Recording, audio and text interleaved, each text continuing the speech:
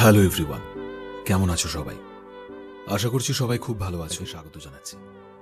আজকে যে বিষয়ে কথা বলতে এসেছি, আজকের বিষয়টা খুবই কমন একটা প্রবলেম সবার মধ্যে, যে রিলেশনশিপ ছিল, ভালো রিলেশনশিপ ছিল, কিন্তু কোনো কারণে সেটা ওয়ার্ক করেনি, সম্পর্কটা নেই, কিন্তু সেই সম্পর্কের রেস থেকে কোনোভাবেই বেরোতে পারছি না। একটু সহজ করে যদি বলি, যে কিছুতেই মুভ অন করতে পারছি না। আমি জানি তুমি হয়তো অনেক ভিডিও দেখেছো, গুগলে সার্চ করেছো, অনেক মানুষের সাথে শেয়ার করেছো তোমার সমস্যা, নিজেকে ভালো রাখার সব চেষ্টাই করেছো। এত কিছু করার পরেও তুমি সেখানেই পড়ে আছো, মানে তুমি অতীতের সম্পর্ক থেকে বেরিয়ে আসতে পারছো না, মুভ অন করতে পারছো না।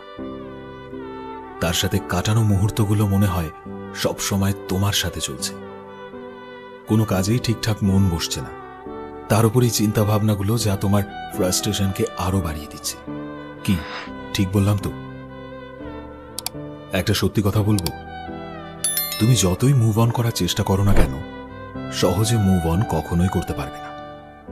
কারণ যেখানে তোমার নিজের বর্তমানকে নিয়ে চিন্তা ভাবনা করার কথা, নিজের ভবিষ্যৎকে নিয়ে প্ল্যান করার কথা, সেখানে তুমি তোমার অতীতেই আটকে আছো। এর জন্য মুভ অন করার সমস্ত রাস্তাগুলোই ধীরে ধীরে বন্ধ হয়ে যাচ্ছে, কারণ দিন শেষে তুমি তোমার অতীত থেকে বেরোতে পারছো না, তাই তো?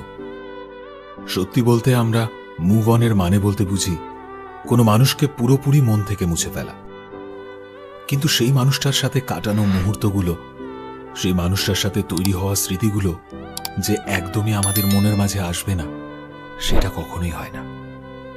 যে মানুষটা তোমার জীবনের অংশ ছিল, যার সাথে তুমি এতগুলো বছর কাটিয়েছো, যার সাথে তুমি রাগ করেছো, অভিমান করেছো, আবার দিন শেষে দুজনের কাছাকাছি চলে এসেছো, সেই মানুষটার সাথে তোমার অনেক ভালো খারাপ মুহূর্ত কেটেছে।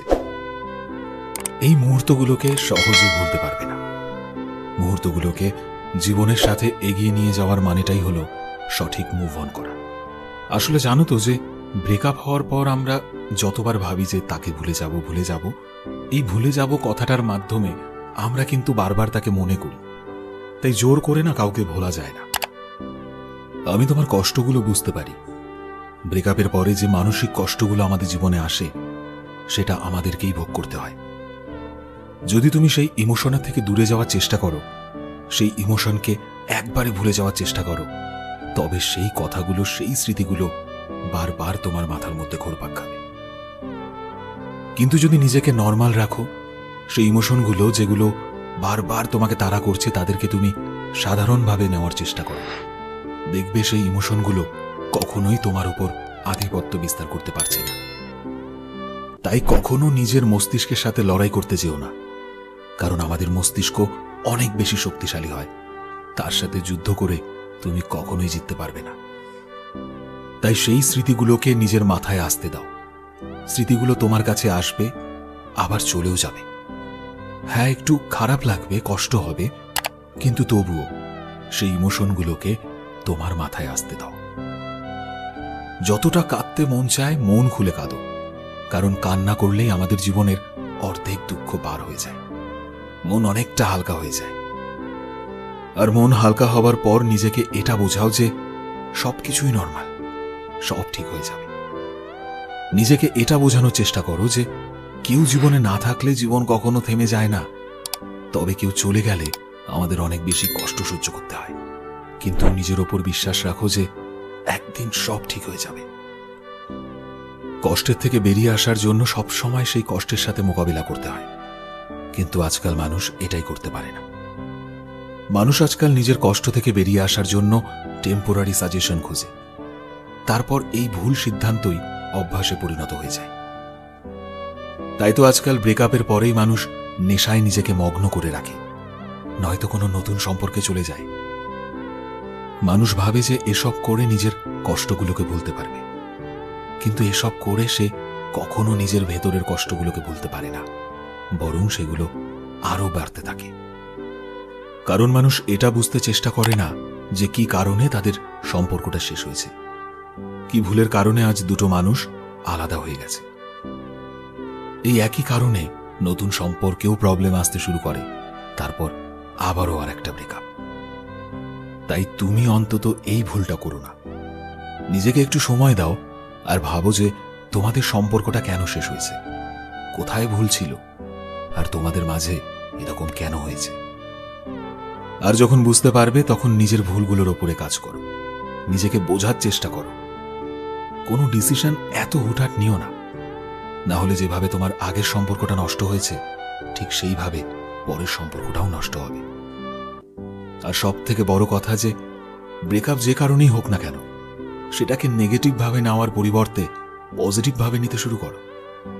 কারণ সম্পর্ক যদি সত্যি ঠিক থাকতো তবে সেটা কখনোই ভাঙতো না। হয়তো সেখানে ঠিক কিছুই ছিল না, ভুলের পরিমাণটা বেশি ছিল, তাই না? যেটা তোমার জন্য ভালো নয়, যেটা তার জন্যও ভালো নয়। যে কারণেই ব্রেকআপ হোক না কেন, নিজেকে দোষ দেওয়া বন্ধ করো। ঠিক একইভাবে যে মানুষটার সাথে তোমার ব্রেকআপ হয়েছে তাকেও দোষ দেওয়াটা বন্ধ করো। তুমি যেমন তোমার জায়গায় ঠিক, সেই মানুষটাও কিন্তু তার জায়গায় ঠিক। কিন্তু একটা সম্পর্কে কেন একজনই ভুল হবে, এটা কখনোই নয়। হ্যাঁ, মানছি হয়তো সে তোমার সাথে আর থাকতে চায় না, ঠিক আছে। আর তুমি তো তাকে ভালোবেসেছিলে, আর ভালো যখন বেসেছো তখন তার ভালোটাও বোঝার চেষ্টা করো। সে যদি তোমার থেকে দূরে থেকে ভালো থাকে তবে থাকতে দাও না, কি আছে তাতে? তোমার পুরো জীবন তো তুমি একটা মানুষের জন্য আটকে রাখতে পারো না। যদি সে নিজের জীবনে এগিয়ে যায় তবে তুমি কেন থেমে আছো? কারো জন্য কখনো কিচ্ছু থামে না। The show must go on. তুমি ছোট থেকে অনেক স্বপ্ন দেখেছো, অনেক গোল রয়েছে তোমার, সেগুলোকে নিয়ে ভাবো, সেগুলোকে নিয়ে এগোনোর চেষ্টা করো। আমি জানি আমাদের জীবনে আমরা কোনো মানুষের ভরসা চাই, কিন্তু যে মানুষটা চলে গেছে তার জন্য নিজের জীবনকে থামিয়ে রাখাটা ঠিক নয়। পরিবর্তন জীবনের নিয়ম, এটা তোমাকে মানতেই হবে।